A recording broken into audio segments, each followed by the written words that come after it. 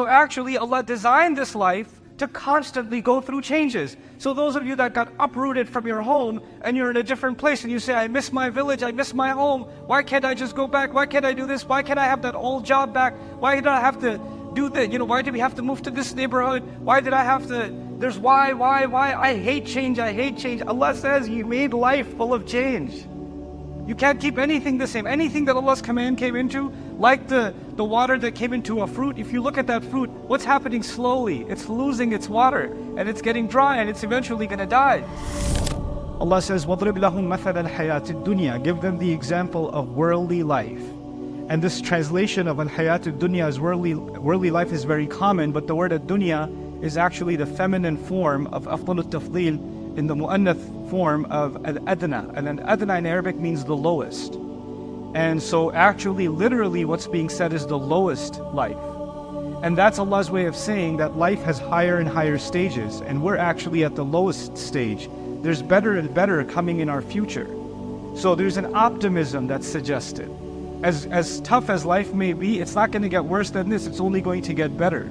It's actually, especially for a believer, that's what it's meant. Somebody might say, but what about hellfire? What about the punishment of Allah? Actually, Allah doesn't even consider hellfire life. He says about hellfire, لا يموت فيها ولا يحيا. He doesn't live in it, he doesn't die in it, he doesn't live in it. Actually, it's not even considered life.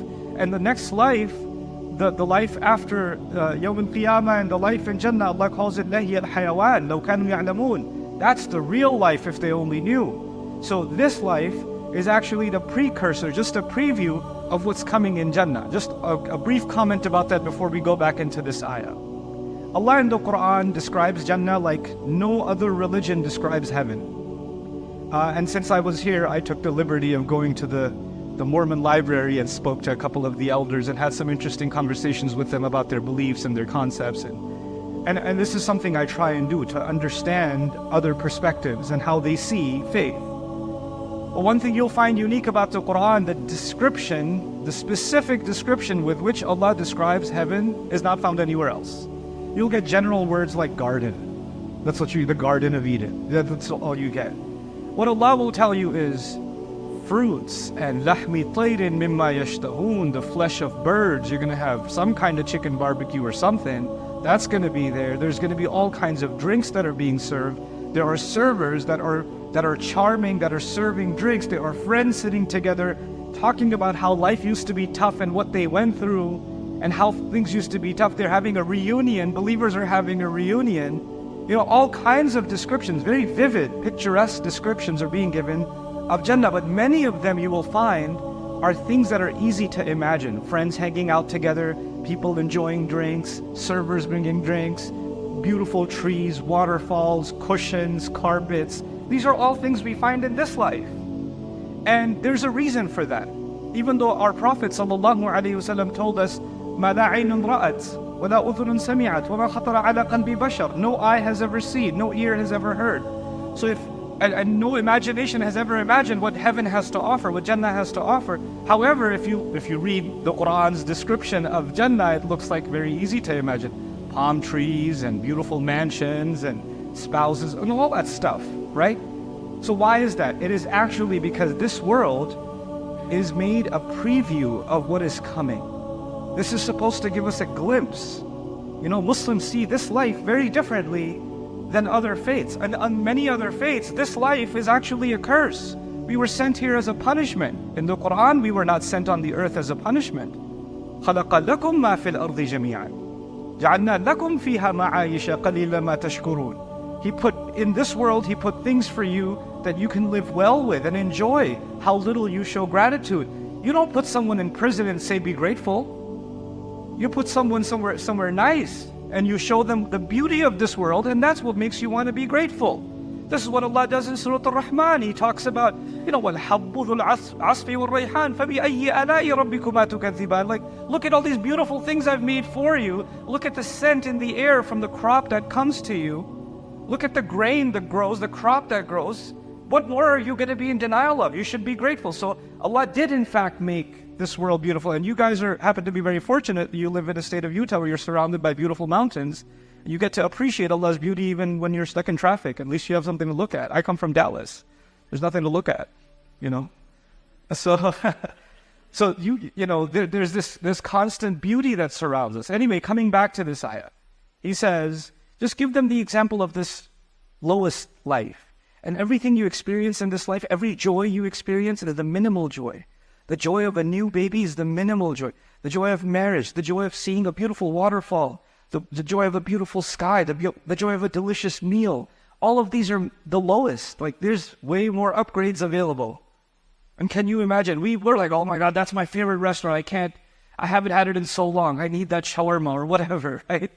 And that's your thought of joy. Or this vacation, this place you want to go to, or this car you want to drive, or this neighborhood you want to get a home in, or whatever. We associate joy with these things, and all of that is just the bare minimum. That's the rahmah of Allah.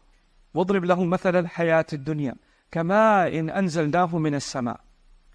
If you want to get a picture of what this life is like, it's something like water that we sent down from the sky. I'll translate quickly, then we'll contemplate these words. فَاخْتَلَطَ بِهِ نَبَاتُ الْأَرْضِ. Then that water, because of it, the grains in the world and all the material in the soil, anything that can grow is called nabat. Grass can be called nabat, trees can be called nabat, fruits can be called, flowers can be called nabat. Nabat is the word for all vegetation, all greenery, all plant life you can call nabat. So the water mixes with all of these nutrients on the earth. فَاخْتَلَطَ بِهِ نَبَاتُ الْأَرْضِ. And of course, when rain comes from the sky that Allah is talking about, and the earth becomes green, flowers grow, grass grows, trees grow, farm grows, all of it grows, then you would think Allah will next talk about how beautiful it gets, how colorful it gets. And He talks about that in other places. But here, He says something else. He says, فَأَصْبَحَ هَشِيمًا تَذْرُوهُ الرِّيَاحُ. Then that same crop that grows, He didn't even mention the crop, He says it mixes with the soil, and eventually it becomes this word hashim. And hashim in Arabic is al-muhattam. It's something dried up that has no moisture in it and can easily break and is stepped on. Basically what He's describing is dried up leaves. Dried up leaves and twigs that fall off of a tree, or grass that dies, that you step on and makes crunchy sounds, and it's worthless. And the wind just blows it off and actually creates dust and pollen problems or allergies for you. All of that stuff is coming from the dirt and the broken up leaves and all of that stubble that's around in the world. So He's describing now this life starts off with water from the sky, and then eventually it just turns into just broken up leaves that people step on. They don't even realize. If you were stepping on something valuable, if you were stepping on your new phone, you would be like, you wouldn't put your full weight on it the moment you felt a little bit of the crunch, but you don't think twice when you step on a leaf. You don't think twice when you step on a pebble. It's worthless, right? And it's blowing around. If cash was blowing around, you would have a heart attack. But if leaves are blowing around, you don't think twice about it. This is worthless stuff. And that's why in the Quran, things that blow with the wind are considered worthless, like haba. And other images in the Quran, when things blow in the wind, they're actually considered weightless and worthless. And one of the scariest descriptions of Judgment Day is some people, their deeds will be scattered like dust or ashes. فَجَعَلْنَاهُ هَبَاءً مَنْثُورًا. Allah describes. So we seek Allah's refuge from our deeds being turned into scattered dust on Judgment Day and not having any weight. But anyway, coming back to this remarkable parable, how is it that I can benefit from this example? Other than just saying, well, Allah gives life and then we die. The plant grows and then the plant dies. Great, now what? But actually, if you dig a little deeper and you contemplate especially the end of this ayah, وَكَانَ اللَّهُ عَلَى كُلِّ شَيْءٍ مُقْتَدِرًا. Allah has been in complete control over all things. And the word for Allah's control, you find 3 different words in the Quran. You find qadir, you find qadir, and here you find actually silatul mubalagha in a sense from iqtadar. It's muqtadir, muqtadir. And actually the way to translate that is actively in control. Allah is actively in control and overwhelmingly in control over all things. That's what Allah says at the end. Now let's go back. In this life, the first thing Allah wanted me to think about is the fact that He sends water from the sky that mixes with the soil. So there's something happening with the sky and there's something happening with the earth. Every fruit that you eat, every piece of meat that you and I eat, every bit of vegetation that you and I see is a result of water that came from the sky. You know what else comes from the sky? What comes from the sky is always the rizq from Allah, the command from Allah, the guidance from Allah. Everything that Allah gives us that is purposeful comes from the sky. The angels come from the sky with a mission. The angels that are here go up and report to the sky, and they come back, from the sky. Laylatul Qadr, the angels are descending. تَنَزَّلُ الْمَلَائِكَ وَالرُّوحُ فِيهَا. Right? So when Allah sends something from the sky, it has a purpose. It comes for a mission. And so what does it do for a believer? What it does for a believer is every leaf inside it is the command of Allah. Every fruit, every orange has inside it the water that came from the sky, that came from the command of Allah. And every time something comes from the sky, it has to have a purpose. So everything becomes purposeful, and in everything I see that it's related to a command from Allah descending from the heavens. What does that have to do with you and me? Let's come back to that. All of you have different crises. Every one of you has a different drama going on in your life. And when I say drama, some of you looked at the person next to you like, this is the drama, I just drove with them to Jumu'ah. But on a more serious note, whatever struggles we're going through, whatever we're experiencing in this life, we have to first understand that none of it would have been happening if Allah's command wasn't there. And there was some purpose, there was a reason for which it was happening.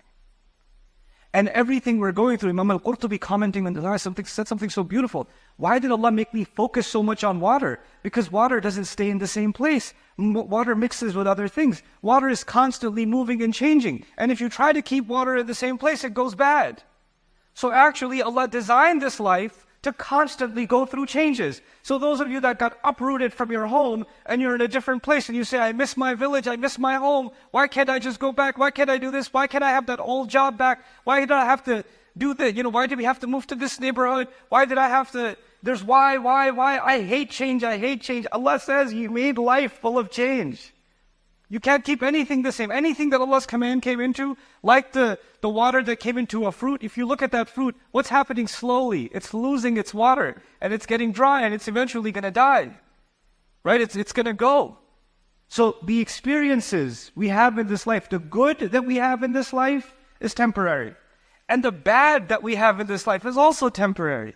The tough stuff is also temporary. And all of that is a command of Allah. So then if that's all temporary, then what's permanent? If everything's just going to go, the good is going to go, the bad is going to go. What you think is a huge problem today, tomorrow you'll look back like, oh my God, I used to think that was a huge problem. This is a huge problem. I prefer that problem because that's gone now and you have something new to deal with. But human beings forget that the beginning of all it is water. And what did Allah mention in the first part? He mentioned water. And what did He mention at the end? Completely dried up, right? The lack of water. So you know what? There's something in between. In between is the greenery, is the good things in life. It's the ups and downs of life. It's the changes in life. But you know what? It becomes easier to deal with that stuff when you go back and you realize, well, you and I were just drops of water too. That's all we were. And eventually we're going to be reduced to nothing inside of the dirt. That's the beginning and the end. And everything else we're experiencing is just the stuff in between. This is just an episode in between, or multiple episodes in between, and they will come to pass. They will go. Then what is it that's going to actually last? You would think as-salihat al-baqiyat, but He actually says al-baqiyat as-salihat. Good things that you do every day, even the smallest things, those are the things that are actually going to last. So whether we have an easy life or a tough life, it is actually the good. If I can find some way of doing something good every day, something that wasn't about me, it was about someone else, it was for Allah, something, then I have lived a meaningful, purposeful life. And that's what water does. Water doesn't serve itself. Water serves everything else. And so if we have the command of Allah in us, the guidance of Allah in us, we're not just there to serve ourselves and our feelings. We're there to be of service to somebody else.